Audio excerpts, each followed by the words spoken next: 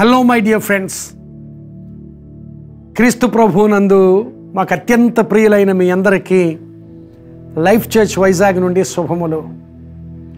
ప్రతిదినము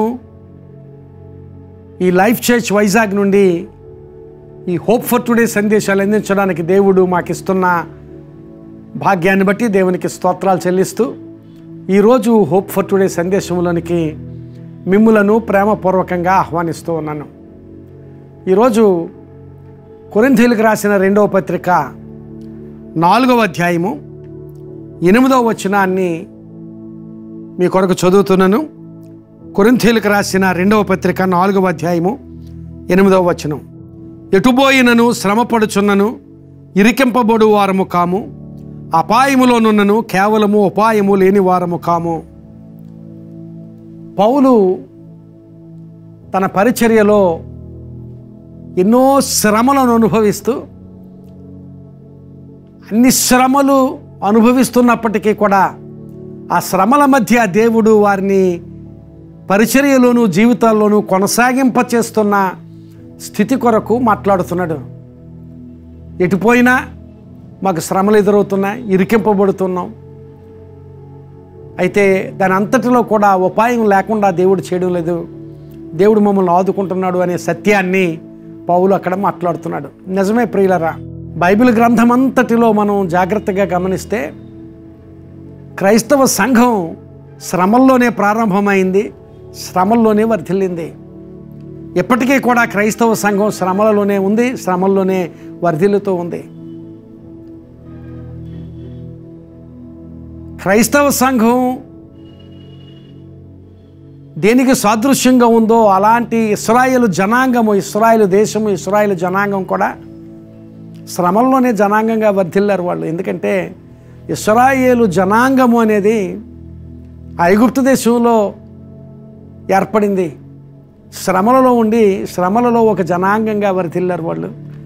అలాగే సంఘం కూడా, సంఘం అంటే మనమే, మన వ్యక్తిగత జీవితాలు, అలాగే సంఘంగా ఒక సమూహంగా దేవుని చేత పిలువబడిన వారి సమూహంగా సంఘము మనందరం కూడా శ్రమల్లోనే ఆవిర్భవించాం, శ్రమల్లోనే మన జీవితాలు కొనసాగుతున్నాయి. అలాంటి సత్యాన్ని పౌలు సూచిస్తున్నారు. అలాంటి శ్రమలలో కూడా ఉపాయము లేని వారము కాము అన్న మాట చాలా ఆశీర్వాదకరమైన మాట. ఒక విత్తనాన్ని మనం ఉదాహరణకు తీసుకుంటే, ఆ విత్తనాన్ని భూమిలో మనం నాటుతాం. భూమి లోపలికి తీసుకుని వెళ్ళి దాన్ని నాటి దాని మీద చాలా మట్టిని వేసి నింపుతాం. ఆ విత్తనం బయట ఉన్నప్పుడు నేను బాగానే ఉన్నాను అనుకోవచ్చు, కానీ ఆ విత్తనాన్ని మనం ఆ భూమిలో నాటినప్పుడు ఒంటిగా ఉంటుంది ఆ విత్తనం. ఆ భూమిలో ఒంటిగా ఉండి ఆ విత్తనం చుట్టూ ఉన్న మట్టి, దాని పైన వేయబడిన మట్టి, ఆ మట్టి బరువు ఎంత ఉంటుంది? ఆ విత్తనం బరువుతో పోలిస్తే దాని పైన వేయబడిన మట్టి ఎన్నో వందల రెట్లు, కొన్నిసార్లు వేల రెట్లు కూడా ఉండొచ్చు. దాని చుట్టూ ఉన్న మట్టి ఎంత ఒత్తిడి కలుగు చేస్తుందో ఆ విత్తనానికి కదూ. మనం అలా ఆలోచన చేస్తే ఆ చుట్టూ ఉన్న మట్టి, దాని పైన వేయబడిన మట్టి ఆ విత్తనానికి ఎంత ఒత్తిడిని కలుగు చేస్తాయో కదూ. అలాంటి ఒత్తిడికి గురైన విత్తనాన్ని మనం ఆలోచన చేస్తే, అలాంటి విత్తనం లాంటి వారము క్రైస్తవ విశ్వాసులమైన మనం. సమాజంలో దేవుడు మనల్ని ఉంచాడు. ఈ సమాజం మనకి ఎంతో ఒత్తిడి కలుగు చేస్తూ ఉంది. ఈ సమాజం మన పైన, మన ప్రక్కన, మన చుట్టుప్రక్కల, మన చుట్టూ ఉండి ఎంతో ఒత్తిడికి గురి చేస్తూ ఉంది. అలాంటి ఒత్తిడి మధ్య ఒక విత్తనంలాగా దేవుడు నిన్ను నన్ను ఉంచాడు. అందుకనే గోధుమ గింజ చావకుండిన ఎడల అది ఒంటిగానే ఉంటుంది, అది భూమిలో పడి చచ్చిన ఎడల విస్తారముగా ఫలించును అని. ఈ దినాన్ని నిన్ను అలాంటి విత్తనం వలె ఉంచాడు. అందుకనే ఎటుపోయినను శ్రమపడుచున్నను ఇరికింపబడి వారము కాము, అలాంటి శ్రమలలో ఉపాయము లేని వారము కాము అంటాడు. ఆ విత్తనం, నాటబడిన విత్తనం ఎంత ఒత్తిడికి గురైనా కొన్ని దినాలకు ఆ విత్తనంలో ఉన్న శక్తిని, ఆ విత్తనంలో దేవుడు దాచి ఉంచిన శక్తి బయటకు వస్తుంది. బయటకు వచ్చి తన పైన ఉంచిన ఆ మట్టి బరువు ఎన్ని వేల రెట్ల బరువు అయినప్పటికీ కూడా దాన్ని ఛేదించుకుంటూ ఆ విత్తనం నుంచి మొలక వస్తుంది. దాన్ని ఛేదించుకుంటూ చుట్టూ ఎంత ఒత్తిడి ఉన్నా, దాని పైన ఎంత ఒత్తిడి ఉన్నా, దేవుడు దాంట్లో ఉన్న ఉంచిన శక్తి అలాంటిది. అలాంటి క్రైస్తవ విశ్వాసులమైన మనం అలాంటి విత్తనం వంటి వారు మనలో అలాంటి శక్తిని ఉంచాడు. ఎంత ఒత్తిడికి గురైనా, ఎంత శ్రమకు గురైనా, ఎంత అణిచివేయబడుతున్నా అక్కడ దేవుడు మనకు గొప్ప శక్తిని ఇస్తాడు. ఆ శక్తిని మనం వినియోగించుకొని అక్కడ మొలకెత్తడం మొదలు పెడతాం.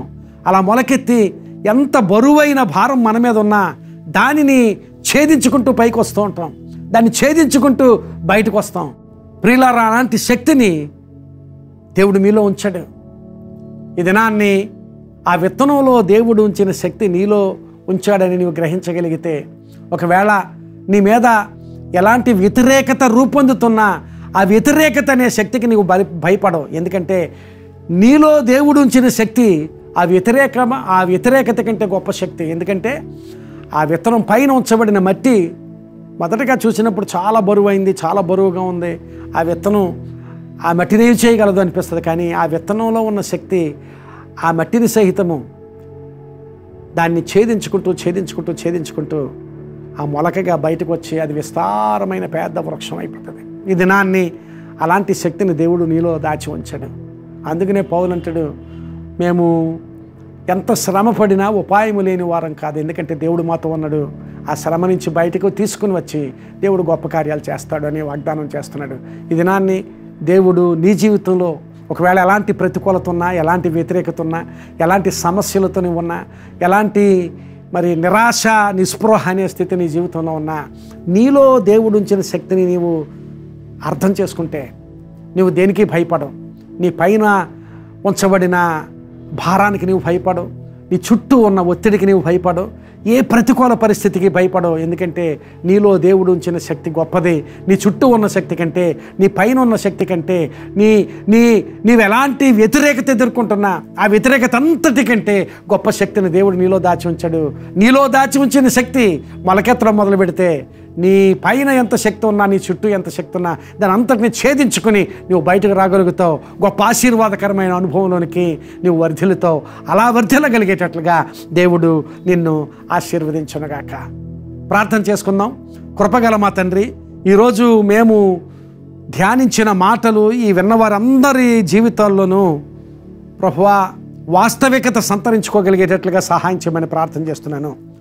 వారందరి జీవితాల్లో ఆ మాటలు ఫలభరితంగా ఉంచండి ప్రభువా. ఈ లోకంలో క్రైస్తవులుగా జీవించడం విషయంలోనేమిటి, లేక మా జీవితాల్లో ఆయా కార్యాలు చేసుకోవడంలోనేమిటి ఎన్నో ప్రతికూలతలు ఎదుర్కొంటున్నాం ప్రభువా. ఎంతో ఒత్తిడికి గురవుతున్నాం, ఎన్నో భారాలు భరిస్తున్నాం. వాటన్నిటి కంటే కూడా నీవు మాలో గొప్ప శక్తినిచ్చావు ప్రభువా.